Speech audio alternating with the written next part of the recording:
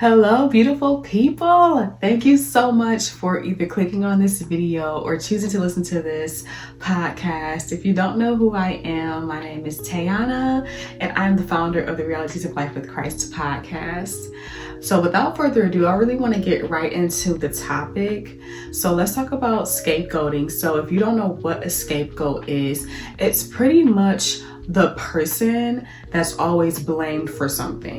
The official definition of it is a person who is blamed for wrongdoings, mistakes, or faults of others, especially for reasons of practicality, meaning like if it is just convenient to just go ahead and blame this person. Now, scapegoating happens pretty much everywhere. It does happen in families. That's where it's most talked about. That one like problem child, that's called scapegoating. And it also happens in workplace environments, in classroom settings. It happens everywhere, but I want to talk about it in church because that is the place that Jesus gave his life for it to be without spot or without wrinkle. And it's these little foxes that does spoil the entire vine. And I don't really see a lot of people touching on it happening in church, but it really does happen there too. So let's get into it. So scapegoating, there are two versions of scapegoating, right? So it can happen covertly or it can happen overtly. So overtly is the one where it's just outright blaming that person, like directly blaming that specific person. Like if something happens, you're automatically accusing that go-to person without even investigating, without knowing the facts. It's just, I know this was you. That's overtly. So covertly is a little more undetectable. It's kind of like when you pretty much victim blame, like when it's that one person who is labeled as just like a crybaby, overly sensitive. We kind of let her or his complaints go over our heads, or we purposely misunderstand this person. It's shown as like neglect of that person, neglecting to investigate the person's claims or issues, and just pretty much automatically blaming that person whenever something comes up, or if that person brings up a concern, you're just like, oh, here we go again with this person, always crying about something. So that is like a covert version of scapegoating. That one is kind of less likely to tell because it just is this underlying knowing of like, oh, we don't take this person seriously when they speak, or we don't really take this further when this person speaks. You just kind of write that person off. So why do we need to talk about this? Why is this so important? This is important because these scapegoats, they are less likely to be the boy who cried wolf, so to speak, or just trying to get attention. These scapegoats are really sounding the alarm and bringing more attention to a deeper root that is going on in the church. More often than not, when you see scapegoating, it really is a sign that something more sinister is going on behind the scenes, but we're pretty much able to always just kind of blame all of the issues or the problems on the scapegoat. Time for some examples. So let's say there's constantly rumors being started at your church over and over. So instead of it being investigated or being taken seriously, it's constant blaming of the scapegoat. Like, oh, that was probably so-and-so. That was probably this person. They're so messy all the time. That person is always starting rumors. Let's just ignore it. Rumors continue to be spread. That person continues to be blamed. The more sinister issue still is going on underneath the scenes, but it's not being addressed because the scapegoat is just being blamed. Now, this is a problem, especially in a church. It's a problem anywhere, but in church, because you're not addressing the deeper root in the church that is going on, which is gossiping, sowing discord among the brethren, and the division that is happening behind the scenes. And gossiping and sowing discord are two things that the Lord actually hates, by the way. And also, it's not fair to the said scapegoat because that person can rarely ever catch a break. They're never shown any grace or compassion or mercy. It's just constant blaming, constant hit after hit, even if they didn't even do it. So now we don't really know who actually did it. If it was not them, then that means that there's some other sinister things going on, but we're not investigating it. And on the flip side of that, the victim of the rumors being spread, their reputation is now being ruined. They're now being looked at strangely. People are now looking at them through the eyes of that rumor. And no one is doing anything about any of it. And the gossip and the discord and the division continues. So that was an overt example. So now let's talk about a covert example using that same topic of gossip. So let's say you are the person who rumors are being started about. People are gossiping about you. Oh my goodness, did you see her or him talking to this girl or boy? Oh, I heard this and I heard that. I heard they're talking. Oh, I heard she's out there. I heard she slept with so-and-so's boyfriend. You know, just gossiping. Mind you, none of these rumors are true. This is just hearsay and it's being spread around. Now, this is happening at church and it is damaging your reputation. People are looking at you sideways. People are trying to hide their boyfriends from you, all sorts of stuff. So after a while, it becomes really bothersome to you. So you take this concern to leadership.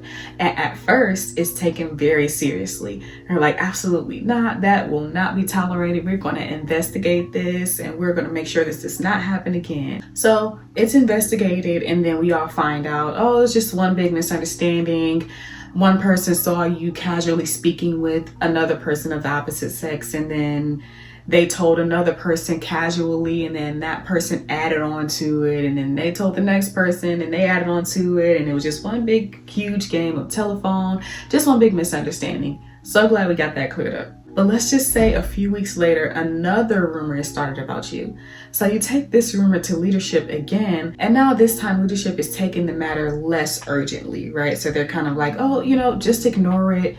As long as you know it's not true, then that's all that matters. And that's that. So you take their advice and you just try to ignore it. So now let's say another 3 weeks go by and there's another rumor started about you. So you take it to leadership again. And now this time they're way less patient with you about it. They're like, you know what? I'm starting to think you're a little too sensitive. You need to just get over it. It's like, it's not that big of a deal. Just brush it off. It's life. People talk. Stop being so sensitive. So now you have just officially been labeled as the sensitive, whiny baby child. And now leadership has grown impatient with dealing with this specific issue. So now they're going to write you off as sensitive. No matter what concern you bring to leadership, if it's something that's concerning, if it's something that's pressing you, you won't get the help that you need because you're too sensitive. And people are just going to be able to write you off and not deal with any of your concerns or problems. So now that label can follow you. Why is this such a big deal? People do talk. People do spread gossip. That is true. I've had rumors started about me. You've had rumors started about you. Your mama had rumors started about her. What's the big deal? The big deal is that this person is now the covert scapegoat, and they were trying to warn leadership of a deeper rooted problem. And now this is not to say that leadership has to go and investigate in a way where they chase around every person and ask each person who did it, who did it, who did it, who did it, who did it. No, they can take this issue straight to the Lord, and the Lord can reveal whatever it is that is rooting that issue. The problem could be coming from another person in leadership. The problem could be, this is something that we need to change. This is a policy that we need to put in place at this church. You know, it could be anything, whatever the deep-rooted issue is. But we all know that there is a spirit behind these things, and they do need to be addressed. And these are the sorts of things that start off really small, but they have a really great potential to snowball into a much bigger problem, especially if you have these scapegoats who are covertly scapegoated, because now that person is made to feel like they are the problem. They're the reason why people keep starting rumors about them. They're way too sensitive, so they're way less likely to speak up when they see wrong things going on in the church because they're not taken seriously. They are more likely to feel alone. They're more likely to feel insignificant. They're more likely to feel more stressed in that environment and just not taken seriously because their problems were dismissed. And when you are in a healthy environment, whether that be a church or a workplace or at home, you know, wherever, people who are harmed in any way are protected. People's concerns are taken seriously. And safety is prioritized. And in scapegoating systems, harm is minimized. the injured party is left alone and silence replaces care. Obviously, this is not to say on any old situation like, oh, I was walking down the hall and I hit my foot and now I feel unsafe. We are not talking about that. We are talking about spiritual threats to the church as a whole, to unity. Anything that is compromising the church being without spot and wrinkle. This is what we're talking about here. You know, it's more convenient to label the scapegoat as someone who is overly dramatic or the problem child or someone who is too sensitive and always trying to have a victim mindset. It's so easy to just place a label on the victim and just call it a day so you can focus on more bigger issues. But what people fail to realize is that it's these little issues that snowball into bigger ones, and it is these little foxes that spoil the vine. A little bit of leaven spoils the whole entire bread loaf. And so most times the bigger issues that we speak of or that we see are coming from these little foxes that we choose to ignore. Like, oh, why are people leaving? Why do I keep seeing people leaving? How come people don't stay?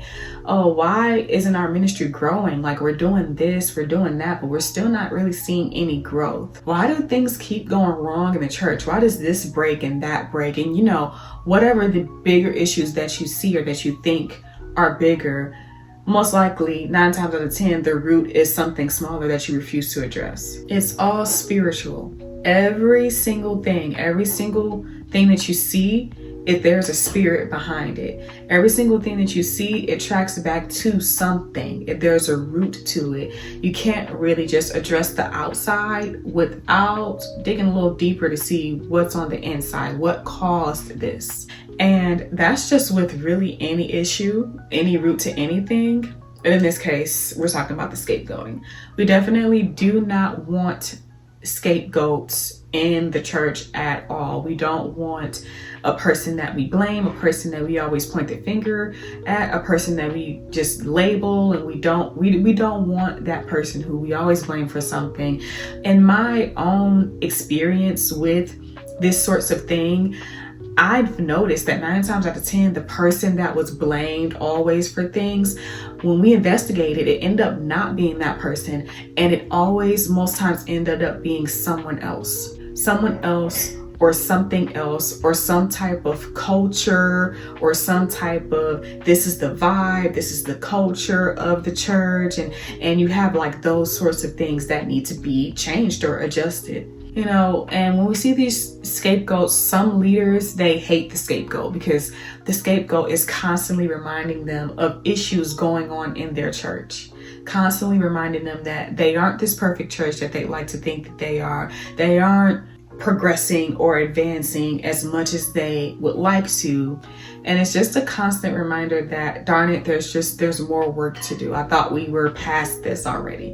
And on the flip side, some leaders love the scapegoat because they can just blame that person for everything, and they don't really necessarily have to do any work because they could just blame that person and it doesn't reflect badly on them, and they can just keep going. Regardless of whatever, it all is very damaging and is chipping away at the foundation that should be church, which is love, respect, safety, unity, and just obviously Jesus. This is not me bashing the church. This is not me being overly critical.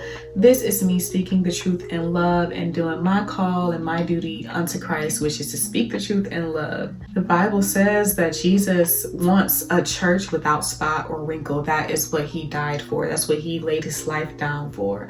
And it just kind of seems like a lot of us, some of us, not a lot of churches, there's a lot of really great churches, but you know, some churches just seem really far away from that. So I am just wanting to make sure that I speak on what I know and I do the right thing, and I speak up and make sure that, you know, we can change things and we can turn this around. And that, folks, is a reality of life with Christ that I have come to know. Tune in next time as I release my next podcast episode. Thank you so much for watching. If you're watching on YouTube, thank you for listening. Be sure to like, comment, and subscribe, and I'll catch you all in the next one.